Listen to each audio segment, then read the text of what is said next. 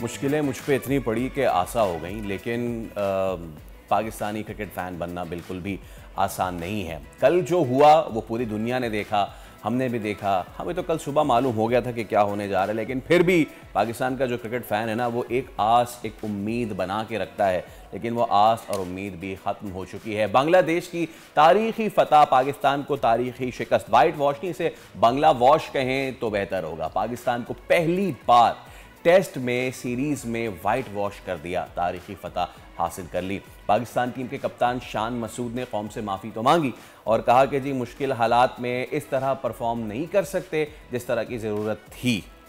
लेकिन सवाल ये होता है कि पाकिस्तानी टीम की इस हालत की वजूहात आखिर हैं क्या? इस सब पे ज़रा हम बात कर लेते हैं। हमारे साथ आज मौजूद हैं cricket expert, senior journalist Mirza Iqbal Baig. Mirza भाई अस्सलाम वालेकुम। सबसे पहले तो बहुत शुक्रिया आपकी तशरीफ़ आवरी का। अस्सलाम वालेकुम, welcome to the show. Sir, मेरे तो आंसू ही निकल आए हैं इस बदतरीन परफॉर्मेंस को देखते हुए। सर, इस परफॉर्मेंस का जिम्मेदार आप किसको समझते हैं, कप्तान को या पूरी टीम को? देखिए, दरअसल इस बदतरीन कारकर्दगी के जिम्मेदार वो लोग हैं जो पाकिस्तान क्रिकेट के हेल्म ऑफ अफेयर्स पर हैं, जिन्होंने कप्तान का तकर्रुर किया, जिन्होंने सिलेक्शन बनाई और दीगर मामलात हैं। लेकिन इसमें खिलाड़ियों को भी अगर उनको दोष न दिया जाए तो ज्यादती होगी, क्योंकि खिलाड़ियों ने तो खेलना होता है मैदान में जाकर। और जिस तरह की परफॉर्मेंस पाकिस्तान ने दी है, कोई तस्वुर भी नहीं कर सकता था कि कल जिस तरीके से पाकिस्तानी टीम हारी है बांग्लादेश से, कि हम बांग्लादेश को हराते चले आए थे और 2-0 हमने वाइट वॉश करा लिया।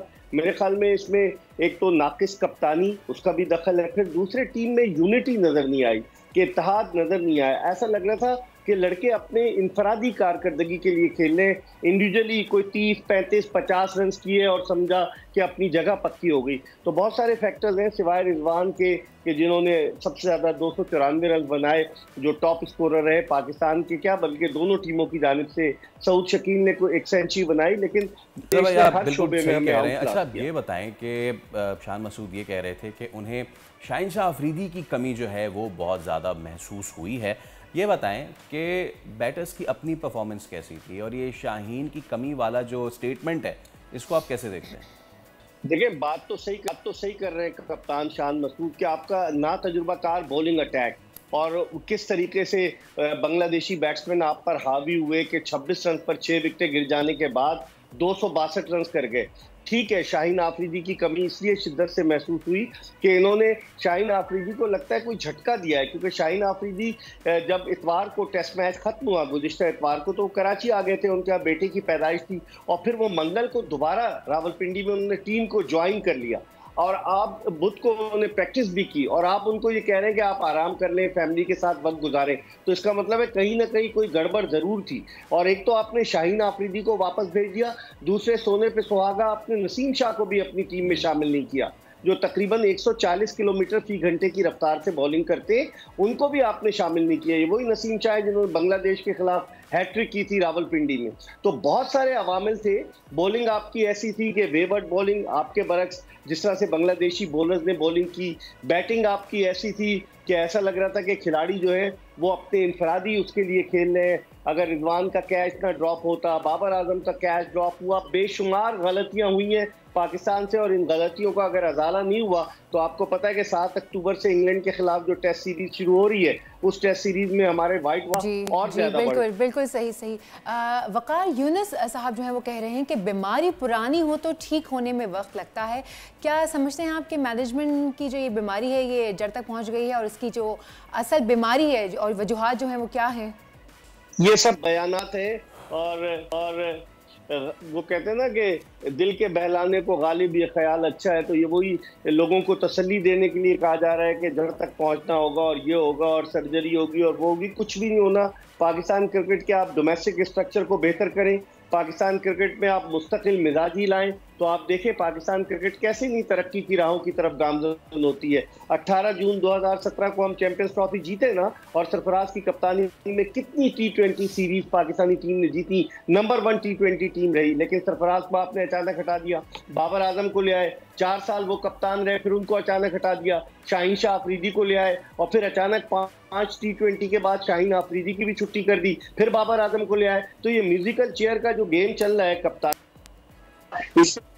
कारकर्दगी पर बड़ा असर पड़ रहा है। और मेरे ख्याल में ये सर्जरी वगैरह कहना मेरे ख्याल में ये सब फजूल है। अच्छा, क्या टीम के जो खिलाड़ी हैं उनमें शोहरत का शौक जो है वो ज़्यादा हो गया? हम देखते हैं कि वो बाहर निकल रहे हैं, कोई खाने के लिए निकल रहा है, एक सेल्फी हो रही है और उसको बाकायदा पीसीबी का सोशल मीडिया उसको प्रमोट कर रहा है। आपको लगता है ऐसी कोई चीज़?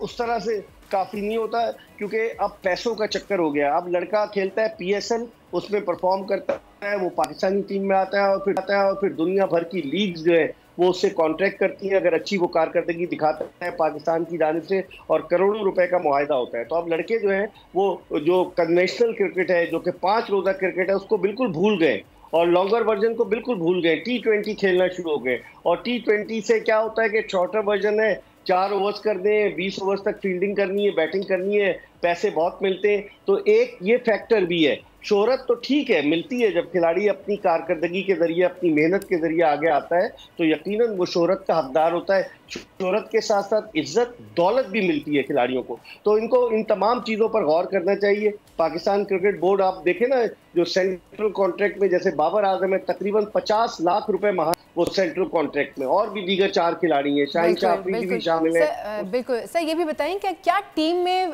फेवरेटिज्म भी सूरत हाल का जिम्मेदार है? क्या उनको भी इस सूरत हाल का जिम्मेदार करार दिया जा सकता है? देखिए, फेवरेटिज्म जब बाबर आजम कप्तान थे जब थी फेवरेटिज्म, क्योंकि उनके बारे में कहा जाता है कि दोस्ती यारी को निभा रहे थे। हसन अली को, शादाब खान को, फहीम अशरफ को, आसिफ अली को वो लेकर आ रहे थे।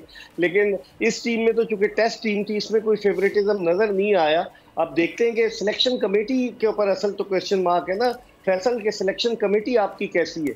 सिलेक्शन कमेटी ने खिलाड़ियों का इंतखाब कैसे किया?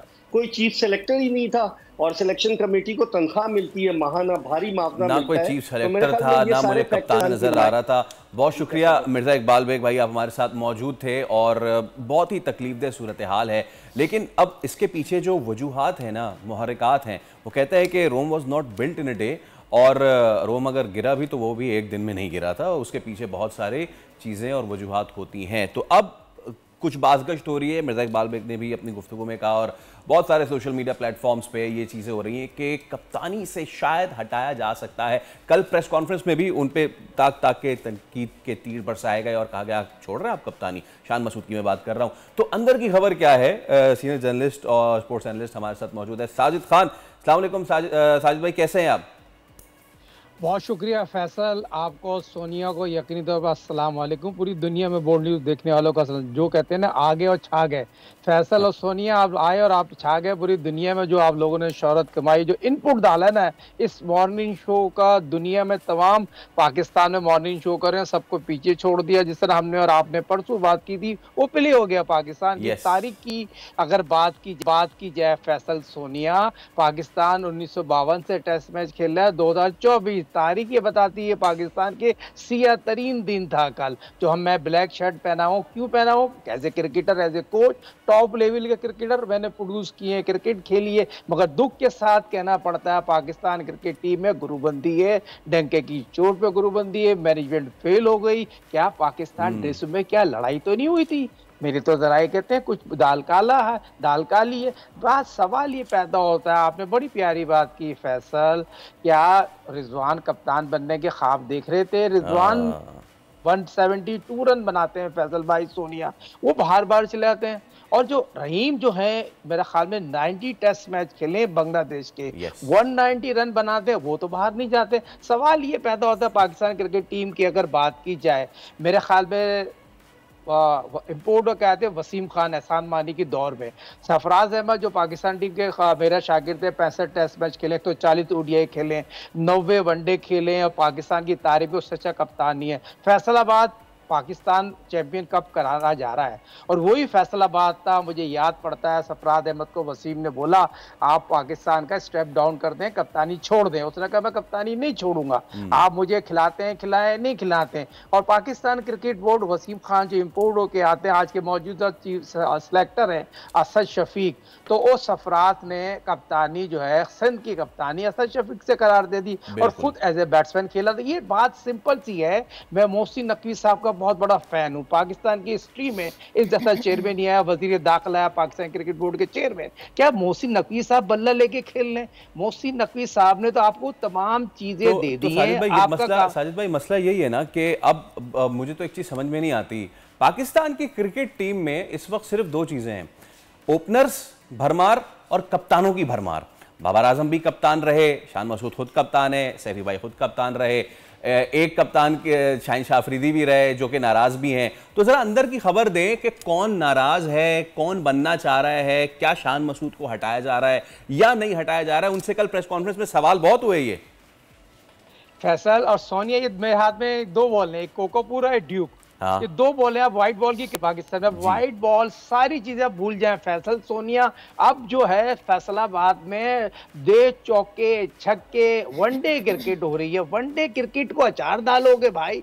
टेस्ट मैच आपने इंग्लैंड से खेलना है, टेस्ट सीरीज खेलनी है, आपको व्हाइट वॉश करके चले गई इंग्लैंड आपके घर में आके। आपकी मजबूत तरीन टीम है, पाकिस्तान की टीम इतनी बुरी नहीं थी, वर्ल्ड रैंकिंग के प्लेयर हैं। सवाल ये पैदा होती है इस टीम में मुझे बताइए bowling coach, assistant bowling coach, batting consultant कौन है? जो बैटिंग कंसल्टेंट जो बात जी सोनिया सर, एक मेरा मासूमाना सवाल है, जैसे करते हैं, मेरा एक छोटा सा मासूमाना सवाल है कि आपने अभी दाल की बात की है, तो दाल में कुछ काला है या पूरी दाल ही काली है? पूरी दाल काली है। देखिए ना, आप मुझे एक बात बताइए, इससे पहले चेयरमैन कौन थे? रमीज राज। उसमें डंके की चोट, फ्री हैंड दिया, बाबर 0/0 15 इनिंग के लिए।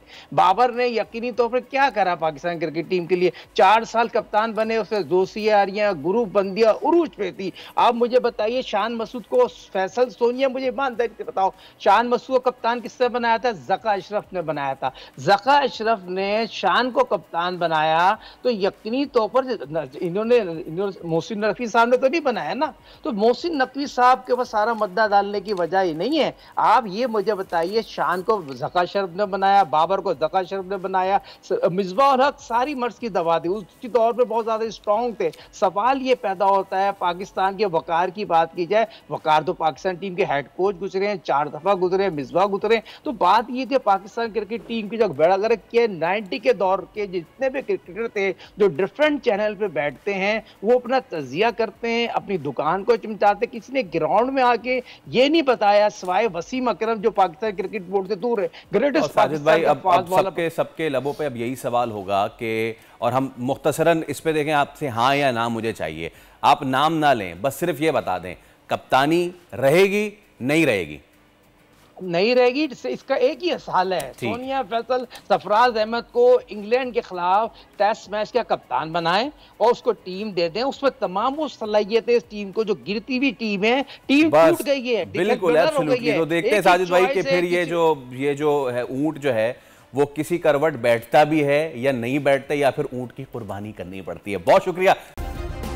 सब्सक्राइब करें और बेल दबाएं ताकि कोई खबर रह न जाए।